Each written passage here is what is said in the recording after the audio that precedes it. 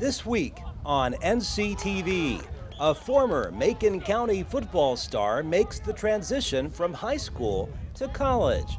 Plus, Sure, we're going to bake this for about 45 minutes. we have a new co-host for our Recipe of the Month segment.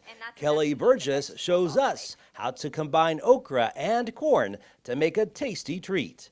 You can watch both each day at 6:30 in the morning and at 12:30 in the afternoon. You can also tune in at 5 and 9 on Monday and Wednesday evenings. Only on NCTV, your best source for local stories about local people.